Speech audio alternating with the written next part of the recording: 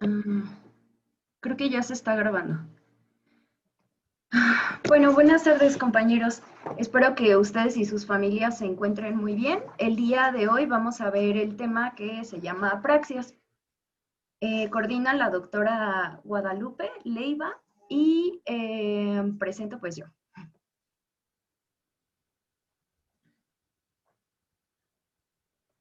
Uy. Bueno, para empezar, tenemos que definir primero qué es una apraxia y las praxias pues van a ser acciones motoras coordinadas que se realizan para la consecución de un fin, es decir, que tienen un fin específico. Al tratarse de movimientos pues complejos, estos requieren haber sido previamente aprendidos y es imprescindible que la respuesta en juego de diferentes procesos. Me refiero a que debe de seguir como varios procesos. En primer lugar, pues es necesario que esté correcta o esté conservada la recepción de los programas de información sensorial, seguida del establecimiento pues de un plan general que incluya las operaciones lógicas y que finalice con programas de la inervación motora. En todas las praxias se debe de distinguir dos componentes básicos o requieren que estén íntegros dos componentes. El primero es el sistema conceptual y el segundo es el sistema de producción. Ok, bueno, estos sistemas, pues precisamente de lo que se van a encargar es como de poder llevar todo desde la recepción de la información hasta poder ejecutar el programa motor. Entonces, el sistema conceptual se va a referir al conocimiento sobre la utilización y el funcionamiento de los objetos, utensilios y herramientas, y va a ser el encargado de realizar el programa motor. El sistema de producción va a ser el responsable de llevar a cabo el programa motor y se va a encargar de almacenar y realizar la presentación sensorio-motora espacial, ya sea espacial o temporal, necesarias para poder ejecutar las actividades motrices. Y estos van a incluir los programas de acción de las habilidades motoras, así como los mecanismos para trasladar estos programas a la actividad motora. Entonces, ay, perdón, entonces, por ejemplo, de lo que se va a tratar el sistema conceptual es de que nosotros, por ejemplo, sepamos para qué sirve un cerillo, qué es un cerillo, y el sistema de producción se va a encargar, pues, como de poder tener claros esos movimientos que se deben de hacer para poder encender un cerillo. Ok, entonces ya tenemos las apraxias. Por definición, una apraxia va a ser la incapacidad para la ejecución de los actos motores previamente aprendidos, que eso es como de las cosas más importantes. Tiene que ser algo que previamente ya se dominaba, que previamente ya se sabía. Eh, estos trastornos de la actividad, pero más bien estos trastornos de la actividad gestal, pueden afectar los movimientos ya sea para un fin o la capacidad para la manipulación real o por mímica de ciertos objetos. También las apraxias se pueden definir como un trastorno en la capacidad de la integración sensorio-motora que solo representan, bueno, más bien que están representadas en las áreas de asociación cerebrales. Y también otro punto muy importante para que podamos definir una apraxia es que deben de estar en ausencia de parálisis, de algún otro trastorno sensorial y que no se explican por una lesión tanto motora o sensitiva, tampoco por alguna alteración intelectual. Es decir, que tienen una buena, que deben tener los pacientes una buena comprensión, una buena colaboración y también deben tener una buena atención o la atención del sujeto debe estar conservada. Ahorita como que de repente te escuchas muy bajita. A ver, me voy a acercar un poco más. Ahí ya, Ahí. pero de repente vas. Gracias, Dani. Nada. Entonces, la presencia de un trastorno apráxico puede justificar que una persona sea incapaz de sacar la lengua cuando se le indica, pero que sí lo pueda hacer de una forma espontánea. Es decir, que cuando nosotros le indicamos, por ejemplo, al paciente que saque la lengua, pues no lo va a poder hacer.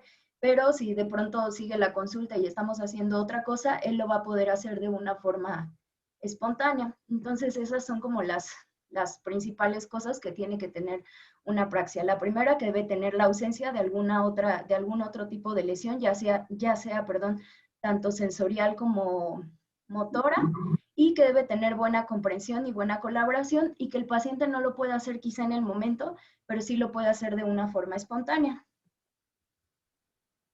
Ahora, en cuanto a los antecedentes, tenemos que el término apraxia fue introducido por Stinghal en 1871, perdón, tras observar una serie de pacientes que presentaron afasias y que eran incapaces de realizar movimientos a una orden dada y que espontáneamente justo sí los podían realizar. Posteriormente, Lippmann, que fue un discípulo de Wernicke, fue el pionero en el estudio de las apraxias, más o menos a partir del año 1900, y él afirmaba que se trataba de una consecuencia de las desconexiones de áreas sensoriales y motoras tras producirse lesiones en el hemisferio izquierdo o en el cuerpo calloso. Posteriormente, más o menos a inicios del siglo XXII, se describieron los trastornos construccionales, que eran consecuencia de lesiones cerebrales que fueron denominados como apraxias construccionales, y más adelante se les llamó una apractognosia. En cuanto a la etiología y el sitio de lesión, pues bueno, lo primero es que tiene que haber una lesión cerebral adquirida, es decir, puede ser un infarto, un tumor, algún tipo de traumatismo o algún tipo de enfermedad degenerativa. Por lo común, los lóbulos parietales están implicados en los movimientos complejos y entonces puede ser que esté lesionado como tal el lóbulo o que se impida la transmisión de las órdenes que se impida la transmisión de las órdenes hacia áreas motoras del lóbulo frontal, o que también estén alteradas como las conexiones que hay entre estos dos, como entre estas dos áreas. Y bueno, también se habla de que determinadas lesiones del lóbulo parietal pueden impedir la secuenciación de los movimientos, ya que la representación sensorial de las órdenes motoras se transmite de un modo deficiente al lóbulo frontal y, pues bueno, como sabemos, está encargado de la puesta en marcha de los programas motores.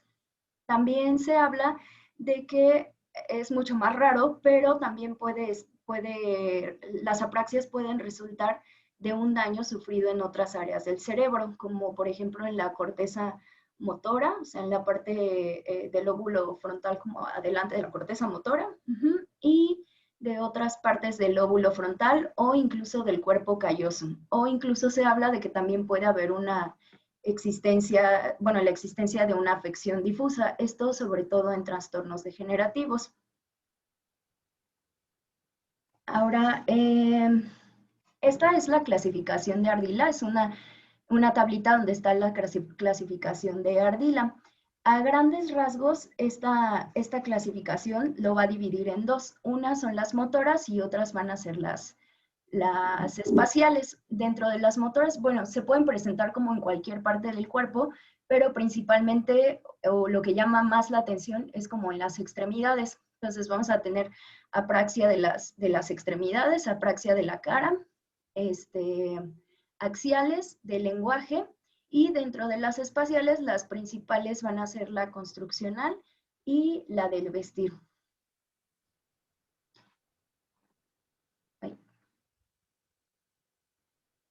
Bueno, y vamos a pasar a la apraxia ideomotora o idiocinética.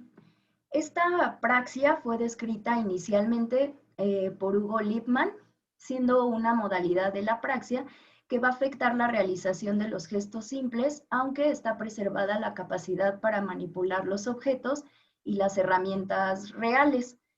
Por esta razón, pues las apraxias ideomotoras pueden ser como infradiagnosticadas o pueden pasar desapercibidas, a pesar de que son relativamente frecuentes después de que un paciente haya sufrido como un EBC o algún traumatismo cráneoencefálico. La apraxia ideomotora afecta la realización propositiva de los movimientos simples, ejecutándose deliberadamente y fuera de contexto, sin que existan déficits igual sensitivos, ni motores, ni deterioro cognitivo. Es decir, que por ejemplo, si nosotros le decimos a un paciente que imite algún tipo de gesto sin ningún significado, O como por ejemplo que ponga como los dedos enlazados, así como se los estoy poniendo en la figurita, que en la imagen que ponga los dedos enlazados que no tiene como ningún significado como tal, el paciente no lo va a poder hacer. Entonces los gestos pues van a ser, o va a tratar de hacer, o puede hacer como movimientos incorrectos, puede ser que ni siquiera lo logre o que haga como movimientos incorrectos. Estos movimientos incorrectos se llaman parapraxias y en ocasiones se puede utilizar el cuerpo como si fuera una herramienta, o sea, por ejemplo, que finja que es como un martillo o algo así, y, o que use, por ejemplo, los dedos como en forma de tijera y pues tampoco. A pesar de que no va a poder como imitar los gestos como tal, puede ser que de forma espontánea él sí los pueda realizar. Y también las apraxias ideomotoras, bueno, en este tipo de apraxia el sistema conceptual va a estar conservado, pero el que va a estar alterado es el sistema de producción, por lo que puede existir un fracaso en la transmisión de los mensajes hacia el área motora del lóbulo frontal y pueden estar causadas por lesiones parietales del hemisferio izquierdo del área motora suplementaria del lóbulo frontal o por lesiones del cuerpo calloso. Ok, también vamos a tener que estas apraxias, como veíamos en las clasificaciones, pueden ser tanto unilaterales o como bilaterales. Las apraxias unilaterales se van a presentar del lado no hemipléjico y van a formar parte de la fascia de Broca. Y las bilaterales pues van a estar causadas por lesiones parietales, pues biparietales. También se habla de que algunos autores se refieren a las apraxias como una disociación, o sea, como una incapacidad para la ejecución del acto motor a la orden verbal. Bueno, está preservada la capacidad de imitación o que puede, o de utilización real de los objetos. Y pues ya, solamente eso. Ok, bueno, ahora vamos con las apraxias ideatorias. Las apraxias ideatorias se definen como una incapacidad igual para la manipulación de objetos y herramientas previamente conocidos por el sujeto y se caracterizan por precisamente la incapacidad para poder ejecutar gestos propositivos secuenciados dirigidos a un fin en consecuencia de la pérdida del plan de acción.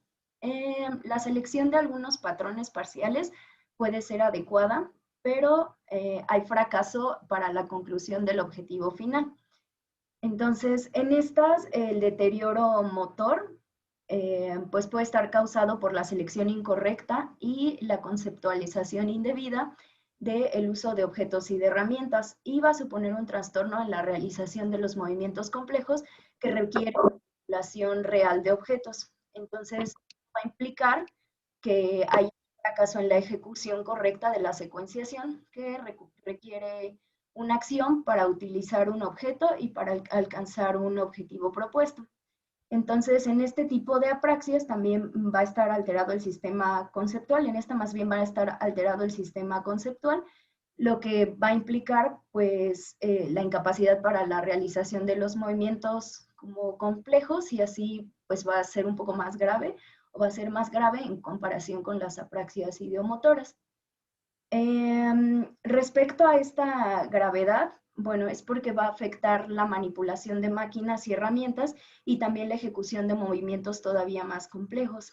Entonces, el sujeto va a suprimir como elementos, va a alterar las secuencias o a utilizar los objetos de una manera inadecuada. Entonces, un paciente con este tipo de apraxia, pues, por ejemplo, podría ser incapaz de llenar la pipa, encenderla y fumarla, aunque toda la vida haya sido un paciente pues, que ha fumado. Y bueno, estas lesiones también pueden estar, digo, estas apraxias, perdón, pueden estar causadas por lesiones parietotemporales izquierdas, siendo pues habitual su presencia en fases avanzadas de enfermedades como las demencias corticales. Y estas apraxias idiomotoras se pueden dividir según el segmento corporal. Entonces podemos tener apraxias de la cara, bueno, más bien dentro de las apraxias de la cara, por ejemplo, podemos tener apraxias oculares, apraxia oral o bucofacial. En las extremidades podemos tener de extremidades superiores, que son como las más comunes, o también apraxia de la marcha y apraxias axiales, en donde podemos ver involucrado como el tronco superior o la parte superior del cuerpo. Bueno, ahora vamos con la apraxia de la marcha. Esta apraxia de la marcha pues va a ser la incapacidad como tal para caminar, a pesar de que el sujeto sea capaz de hacerlo de una forma espontánea. Es decir, si nosotros le decimos, señor, camine, no lo va a poder hacer, aunque el paciente pueda llegar caminando al consultorio. Este trastorno se va a caracterizar sobre todo por tendencia a la retropulsión, y pues en todos los casos, en todo caso de que lo pueda hacer o de que lo intente hacer, la marcha va a ser como rudimentaria. Generalmente este tipo de apraxias van a estar causadas por lesiones cerebrales muy graves. Puede ser ya sea de tipo demenciante o por algún tipo de lesión tumoral, o también por lesiones frontales o hidrocefalia. Puede ser que bueno, más bien, aunque en la enfermedad de Parkinson no existe como tal la apraxia de la marcha propiamente dicha, es difícil en ocasiones realizar un diagnóstico diferencial, sobre todo porque se producen lesiones corticales y subcorticales conjuntamente. En cuanto a la apraxia bucofonatoria, o también se le va a conocer como apraxia oral, y esta apraxia, pues bueno, va a recibir esta denominación porque va a ser la incapacidad para realizar movimientos involuntarios de la cara, de los labios, de la lengua o de los órganos fonatorios.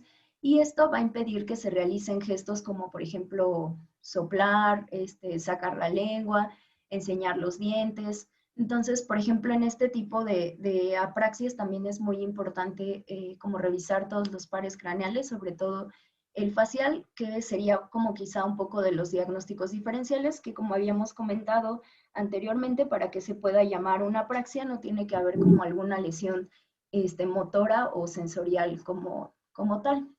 Y bueno, además de esos gestos que no va a poder hacer el paciente, puede haber como algunas otras modalidades de esta apraxia, en donde únicamente se le va a pedir al paciente que haga como cierta orden o que haga como cierto gesto, pero pues no lo va a poder realizar como de forma espontánea, aunque sí lo pueda, digo, de forma, cuando le damos nosotros la orden, pero sí lo puede hacer de forma espontánea.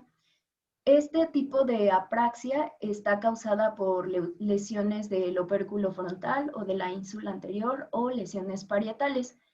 Y, por ejemplo, cuando está asociado a la fascia de Broca, estas apraxias pueden acompañarse de un déficit de lenguaje.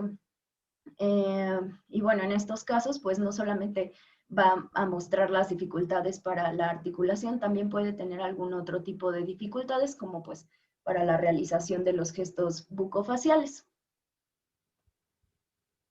Ok, en cuanto a la apraxia óptica, esta se va a caracterizar porque hay dificultad para la realización de movimientos de búsqueda visual en movimientos guiados por la mano. Y es decir, como por ejemplo cuando hacemos rastreo en los pacientes de otoneuro, a ese movimiento se refiere, que ese pues no lo van a poder hacer los pacientes. Y bueno, este va a ser una consecuencia de lesiones parietales. En cuanto a la apraxia callosa, va a ser una forma de hemiapraxia producida sobre todo por callostomías, y va a afectar, por ejemplo, la mano izquierda, impidiendo la ejecución de las actividades motoras mediante una orden verbal, ya que la ausencia pues, del cuerpo calloso va a impedir la integración como de la información de hemisferio izquierdo y hemisferio derecho, y entonces pues el paciente no va a poder como mover la mano izquierda. Ahora, en cuanto a las apraxias visuales, estas apraxias, digo, espaciales, perdón, Estas apraxias van a ser trastornos precisamente de naturaleza espacial. Y bueno, también se comenta que en algunas ocasiones ha sido como un término un poco polémico porque algunos autores solamente definen o bueno, pretenden que solamente las apraxias motoras sean como tal las apraxias y hablan de que las apraxias espaciales sean como parte de problemas o de trastornos visoconstruccionales como tal. Entonces, pues ahí como hay un poco de polémica en ese sentido. Pero bueno, en algún momento de la historia se prefirió usar el término apractognosia para este tipo de apraxias. Pero pues bueno, ya eso dependerá de cada quien. En cuanto a la apraxia constructiva, también puede ser denominada apraxia visoconstructiva y va a consistir en la incapacidad para reproducir dibujos o ensamblar piezas bidimensionales o tridimensionales, impidiendo la realización de algunas tareas como hacer maquetas, como el diseño de planos, como la construcción de cubos o como la copia de algún dibujo simple. Entonces, esto va a suponer, por lo tanto, pues una dificultad para reproducir dibujos que antes realizaba sin dificultad. Entonces, la lesión pues se va a encontrar en zonas de asociación parietales derechas e izquierdas. Y bueno, existen diversos factores causantes de las apraxias constructivas, siendo el más importante los traumatismos craneoencefálicos, seguido de las demencias, los accidentes vasculares y los tumores. Y puede existir también un patrón de asimetría cortical, ya que la lesión del hemisferio derecho pues, puede producir, representaciones gráficas pequeñas en un dibujo, es decir, como si fuera micrografía, mientras que las del hemisferio izquierdo pueden producir ya sea macrografía o al menos pues no va a existir la micrografía. Ahora, en cuanto a la apraxia del vestir, pues esta, como su nombre lo dice, va a ser la incapacidad para vestirse uno mismo de forma autónoma. Esto puede formar parte del síndrome de heminegligencia que ya comentamos en clases anteriores, o de algún otro tipo de cuadros, especialmente de cuadros demenciales. Y pues el paciente lo que no va a poder hacer, o más bien no va a saber cómo orientar la ropa, siendo incapaz pues de secuenciar el orden y vistiéndose en forma no convencional. Es decir, si por ejemplo primero se pone uno la camiseta, después el suéter y después la bufanda. Entonces el paciente lo que no va a poder hacer, primero se va a poner la bufanda, luego encima la camisa, luego el suéter. Entonces se va a vestir como que en desorden, o no va a saber, por ejemplo, abotonarse la camisa, o sea, se abotona el botoncito con el agujero de abajo o al revés. Y bueno, este cuadrito nos habla sobre los criterios, como los criterios o las características diferenciales entre una apraxia ideomotora y una apraxia ideatoria, teniendo como en cuenta varios puntos.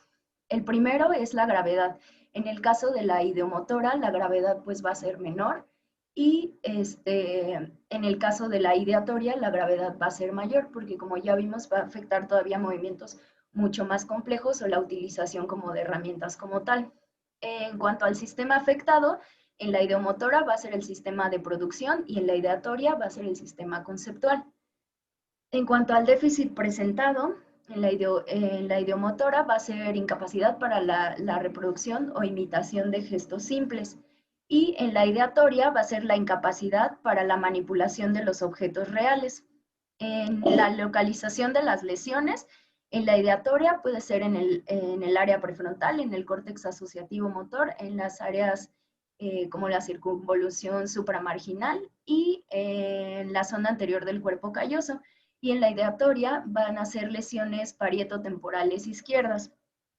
En el caso de la capacidad para utilizar herramientas o utensilios, en la ideomotora va a estar preservada y en la ideatoria no preservada. Y el diagnóstico, pues las ideomotoras pueden ser infradiagnosticadas y en la ideatoria regularmente va a llamar más la atención y son un poco más sencillas de diagnosticar. Ok, en cuanto a la exploración física y el diagnóstico, como ya hemos visto, es posible que determinadas apraxias, sobre todo las ideomotoras, puedan pasar desapercibidas, ya que no van a afectar el desenvolvimiento normal del individuo. En otras ocasiones puede haber parálisis o pueden existir parálisis que puedan enmascarar o impedir su evaluación correcta ante pues, la pérdida de movimiento, por lo cual puede ser que sí tengan una apraxia, pero se le adjudique o se le atribuya a que la mano afectada pues está con algún trastorno de parálisis o alguna otra situación. Entonces, va a ser muy importante en estos pacientes que nosotros les demos una o que tengan una valoración integral mediante una historia clínica detallada con antecedentes de importancia. Por ejemplo, en esto de los antecedentes de importancia, creo que es como muy importante que nosotros recalquemos a qué se dedicaba el paciente o a qué se dedica el paciente. Por ejemplo, veíamos en las construccionales que los pacientes de pronto no pueden hacer planos o de pronto no pueden hacer maquetas. Entonces, si un paciente es, supongamos, arquitecto o es ingeniero o una cosa así, y tiene un tipo de estas apraxias, pues sí es algo que le va a afectar como muchísimo, ¿no? Otras de las cosas que tenemos que ver, pues son los estudios complementarios. Bueno, obviamente todo lo que implica una historia clínica con los antecedentes de importancia y demás, y pues los estudios complementarios y los estudios de audición. Entonces también va a ser necesaria obviamente una exploración física y neurológica completa y detallada. En cuanto a esta exploración física, pues vamos o bueno, va a ser necesario que nosotros evaluemos los gestos que se llaman gestos transitivos y gestos intransitivos. Los gestos transitivos van a implicar la utilización de una herramienta, un objeto real, o bien la representación gestual del uso de un objeto. Es decir, le podemos pedir, por ejemplo, a los pacientes que simulen cómo se utiliza un martillo, que simulen cómo se utiliza un peine, que simulen cómo se utilizan unas tijeras. Y mientras que los gestos intransitivos van a referirse a la realización de los gestos por imitación. Entonces tenemos que decirle al paciente, a ver, con tu mano, o con su mano, imagínese cómo utilizaría unas tijeras, cómo utilizaría un peine, o incluso podemos tener como objetos en el consultorio, a lo mejor un peine justo y, a ver, cepilles el cabello y cosas así. Ese es por un lado. Y por otro lado, le tenemos que decir al paciente como nosotros hacer algún tipo de seña, como podemos ver en la imagen 2, y que el paciente trate de copiarnos. Por ejemplo, vemos como la exploradora está haciendo una seña y el paciente está haciendo otra seña pues completamente diferente. Entonces, también va a ser necesario, por ejemplo, que preguntemos a los cuidadores. Muchas veces pues son pacientes grandes que quizá ni siquiera se percaten de su problema, entonces va a ser importante que le preguntemos a los cuidadores o como a los familiares que conviven con esta persona acerca de la capacidad que tiene el paciente para realizar las actividades de la vida diaria, sobre todo aquellas que implican el uso de herramientas domésticas, el uso correcto, el uso seguro, por ejemplo, de los utensilios para poder comer, el uso del cepillo de dientes, como vemos, por ejemplo, en la primera imagen. Pues sí, el uso de utensilios, por ejemplo, las señoras que son como ama de casas, las que cómo se utiliza X cosa en la cocina para la comida, cómo se usa un martillo, cómo se usa una tijera, e incluso también podemos preguntarles o podemos como darles un lápiz para cómo se escribe X cosa, o sea, que tomen el lápiz solamente. También a la hora de evaluar estas praxias, va a ser importante que, o tenemos que tener en cuenta, la capacidad para simular estos gestos con las dos extremidades. Es decir, evaluar tanto la extremidad derecha, por ejemplo, como la extremidad derecha, ya que pues como hemos visto puede haber hemiapraxias que solamente afectan los gestos realizados con una de las extremidades. Y también podemos tener pruebas neuropsicológicas que nos ayudan a identificar las praxias de una forma un poco pues, más sutil. En cuanto a las técnicas de imagen cerebral, puede ser que nos auxiliemos de tomografía, de resonancia, de algún tipo de protocolos angiográficos. También pues bueno, van a ser estas necesarias para poder diagnosticar y caracterizar como las lesiones encefálicas, ya sea que estemos hablando de un infarto, de una hemorragia, de algún tipo de tumoración, de algún tipo de atrofia cortical. Y bueno, este es un cuadrito que les puse sobre algunas cosas que deberíamos hacer como, o algunos puntos específicos de cada una de las apraxias, como de las cosas dirigidas o intencionadas que deberíamos de buscar dependiendo del tipo de apraxia.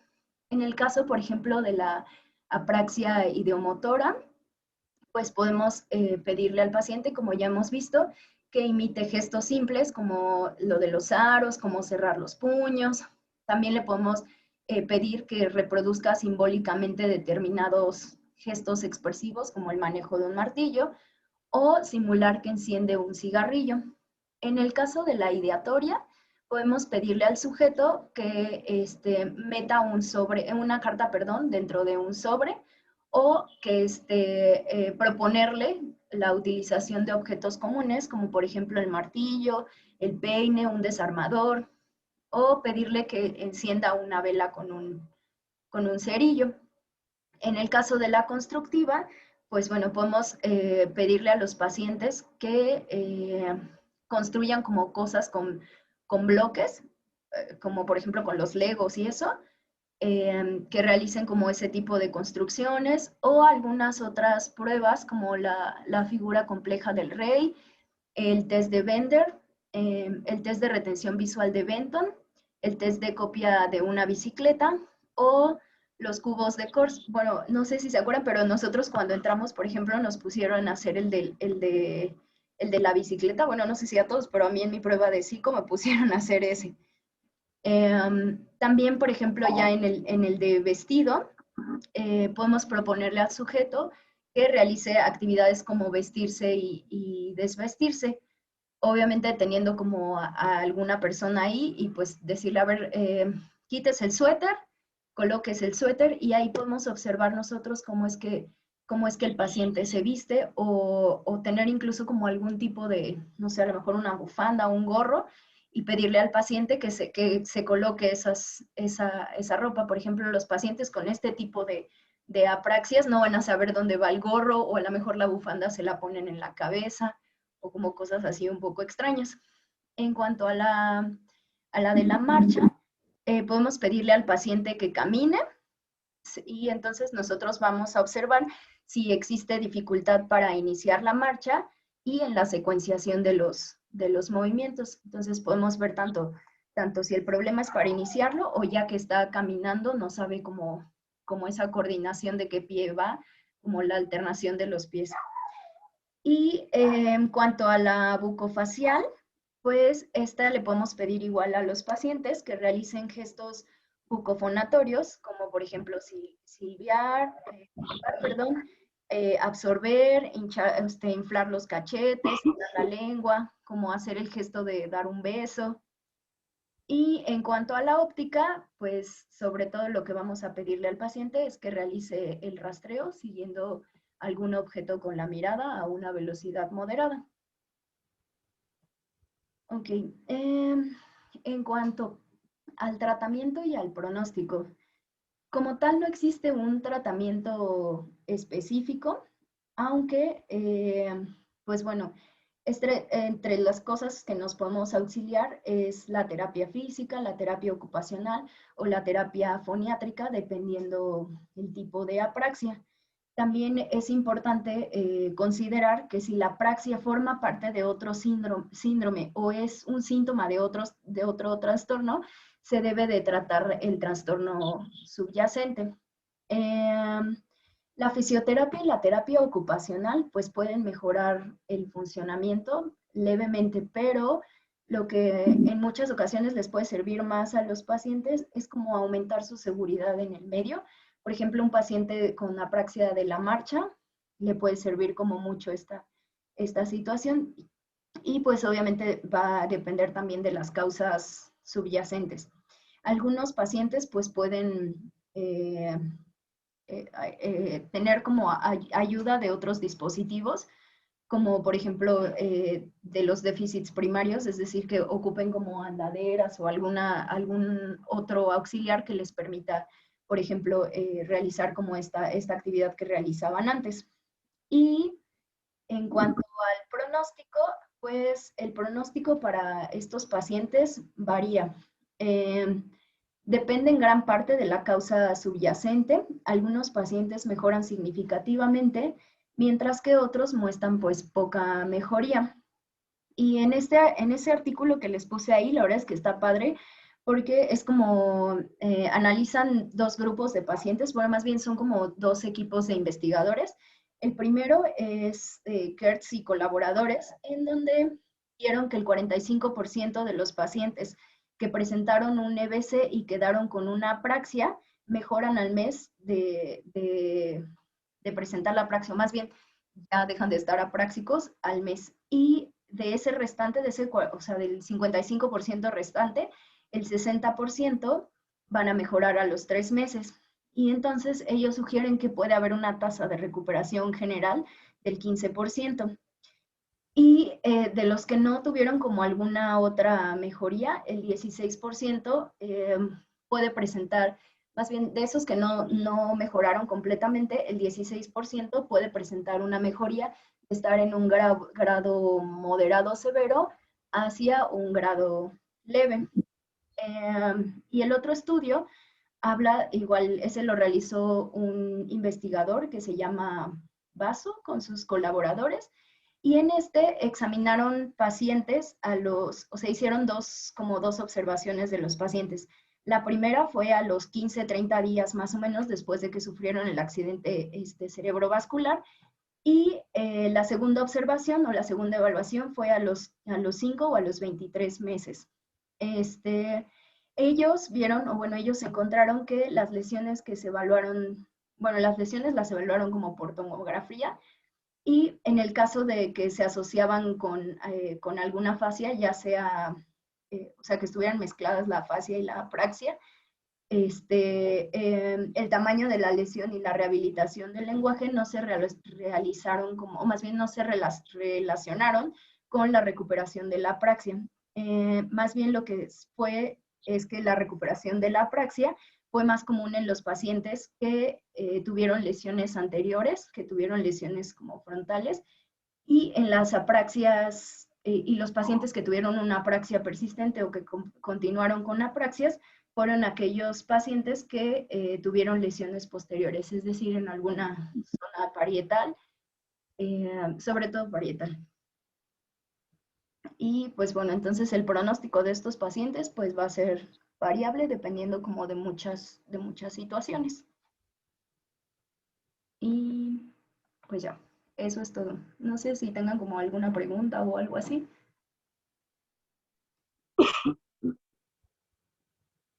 ¿Alguna duda? Doctora, buenas tardes, soy Olivia.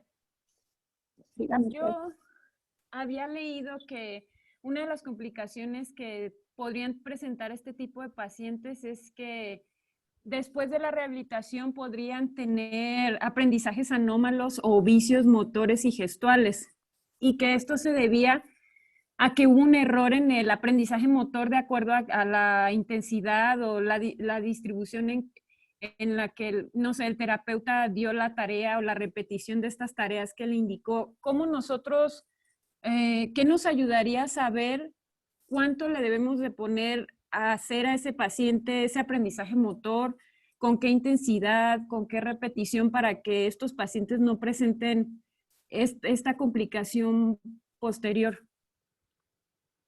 Mucho dependerá del tipo de apraxia. Las más frecuentes son la ideatoria y la ideacional. y la orolingual u orofacial. Son así como que las más frecuentes.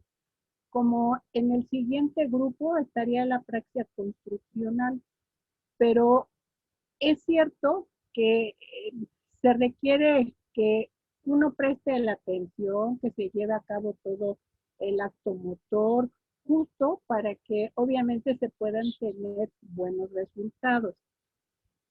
Las terapistas utilizan así como prácticamente todas las vías para tratar de mejorar y evitar hasta donde sea posible que esos vicios que adquirió el paciente mientras no había recibido la rehabilitación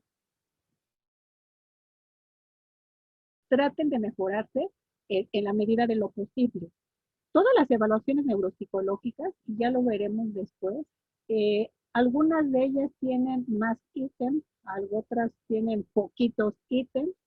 Por ejemplo, la Ardila-Ostrowski pues solamente tiene un ítem para la praxis ideacional, por ejemplo.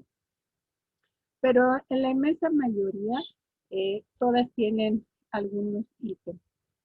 Sí es necesario que consideremos esta parte y en el momento de volver a reevaluar a estos pacientes, muy seguramente los apartados que se incluyan para evaluar este tipo de praxias, pues uno verifique que no hay los avances, que siguen igual, luego entonces eso quiere decir que a pesar de que recibió la terapia, bueno, no ha habido mejoría. Pero también aquí influye mucho que el paciente quiera realizar muchas de las veces los ejercicios que le indican. Y pareciera como que la culpa solo es de la terapista, pero mucho es de preguntar si ese paciente cuando menos toda la semana, un rato, llámese media hora, 3/4 de hora o 1 hora, se dedica a hacer los ejercicios. Porque si solo se conforma cuando va a la sesión de 45, 50 minutos, pues ya estuvo que los avances van a ser mínimos, escasos y obviamente sin buenos resultados. De estas 4 que les digo, son así como las más frecuentes. Yo nunca las he visto de manera independiente, a excepción de la práctica construccional. Las otras son más frecuentes que estén incluidos dentro de lo que es la afasia, de los diferentes tipos de afasias, o ustedes a lo mejor ya habrán leído que se da la acepción de síndrome afásico cuando este paciente tiene así como poquito, mucho de las diferentes áreas que puedan estar comprometidos y se da esa acepción de síndrome afásico y que en forma secundaria se pueda ver comprometida alguno de estos tipos de las apraxias, Olivia. No es sencillo, es complicada, así como que la rehabilitación. De por sí todo lo que incluye el lenguaje, pues siempre tiene así como puntos muy particulares, pues cuando se van agregando si algún tipo de apraxia, si algún tipo de agnosia, si algún otro problema atencional, en fin, se van agregando más datos, pues bueno, las terapistas tienen que buscar sus alternativas como para tratar de mejorar todos estos aspectos que se puedan ver comprometidos. Ok, doctora, muchas gracias. No debemos olvidar que para llevar cualquier acto motor, sí, la parte premotora, la parte motora por excelencia, el área 4 frontal, son muy importantes. Pero no olvidemos que ahí está ese famoso analizador sinestésico motor verbal, hablando para lo que se refiere al lenguaje. Pero para cualquier acto motor, también se requiere de la parte sensitiva.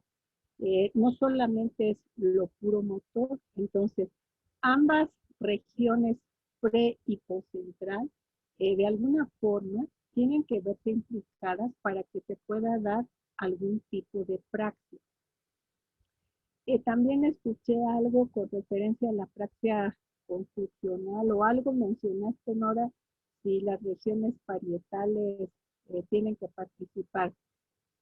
Todas estas alteraciones construccionales pues van muy de la mano con todos los aspectos de la lateralidad, del reconocimiento derecha-izquierda, de nuestra imagen corporal, de nuestro esquema corporal, en fin, de todos aspectos que tienen una base en el funcionamiento del lóbulo parietal y que de alguna manera pues van a estar implicadas en todo lo construccional. De los que estamos aquí, muy seguramente a lo mejor la mitad, a lo mejor 3/4 partes, pueden tener mucha facilidad para el dibujo, para hacer alguna manualidad, en fin, para tejer, para coser, etcétera, etcétera. Pero a lo mejor habremos un 25% que cuesta mucho trabajo el poder llevar a cabo todo ese tipo de actividades. Entonces, todo eso, esos aspectos construccionales, mucho tendrá que ver, aparte de lo motor, aparte de lo sensitivo, aparte de lo visual, todos esos aspectos que les acabo de comentar para que se lleven a cabo este tipo de prácticas constructivas, nada sencillas, muy complejas. Ustedes ya habrán visto en las evaluaciones que está esa figura del rey Ostertitz, la parte simple que tiene 12 trazos y la parte compleja que tiene 36. Bastante compleja que es esa la de 36. Entonces, uno tiene que prestar atención, o sea, cómo está la distribución del dibujo y todo lo que tenemos que hacer justo pues, como para poder integrar como un todo, hacer un reconocimiento visual muy extenso para que obviamente unos minutos después uno lo pueda tratar de reproducir en la medida de lo posible, integrando todos los trazos que tiene y algunos son horizontales, otros son verticales, círculos, puntos, en fin, diversas formas, eh, nada, digo, nada sencilla, bastante compleja y es muy útil para evaluar, por ejemplo, este tipo de apraxia construccional. Hay la figura para los niños y hay la figura para los adultos. Entonces, cuando tengan la oportunidad de leer a ese respecto, ya verán, y más aún cuando se pueda aplicar a algún paciente. ¿Alguna otra duda o comentario? Nora les hizo un buen resumen y una buena presentación, explicando de una manera general, bueno, pues cómo se lleva a cabo una apraxia dentro de la clasificación que existe. Entonces, no sé si tengan alguna duda. Doctora, soy Héctor. Entonces, usted nos recomienda, por ejemplo, en el diagnóstico o al ver un paciente con afasia, aparte del diagnóstico de la afasia, integrar, en caso de que tenga alguna apraxia, o sea, ponerlo así como diagnóstico. Claro que sí. Ahora a Javier le va a tocar exponer esta parte. Y vamos a ver que el solo hecho de aplicar una evaluación neuropsicológica, llámese el Ardila-Ostrowski, el Boston, el Barcelona, el Western, la prueba que ustedes quieran que se utilice para evaluar todas estas funciones cerebrales, nos denotarán que aparte de la afasia, pues bueno, puede coexistir con datos de a lo mejor alguna práctica constitucional, o que a lo mejor tiene algún tipo de agnosia visual, o que a lo mejor es así como muy evidente la falta de atención del paciente. Entonces, todo el primer diagnóstico pues será el que tenga así como más relevancia, como que sea más importante. Pero antes que aplicar la evaluación, habremos de recordar toda la parte clínica justo para que a la hora de aplicar la prueba, bueno, pues uno corrobore, pues que está presente esa alteración y poner todos los datos que pueda presentar este paciente para que obviamente en la rehabilitación la terapista lo contemple y busque las estrategias para tratar de mejorar esas alteraciones. Ok, doctora, gracias. ¿Alguna otra duda?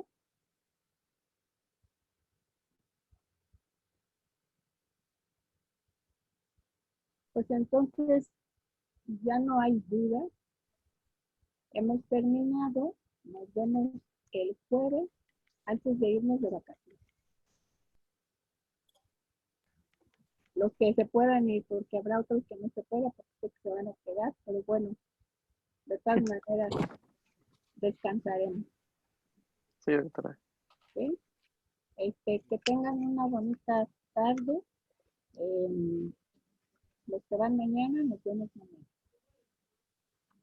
Gracias, Igualmente, doctora. doctora, Gracias. gracias. Gracias, Hasta doctora, luego. igualmente. Buenas noches. Igualmente. Buenas noches. Buenas noches.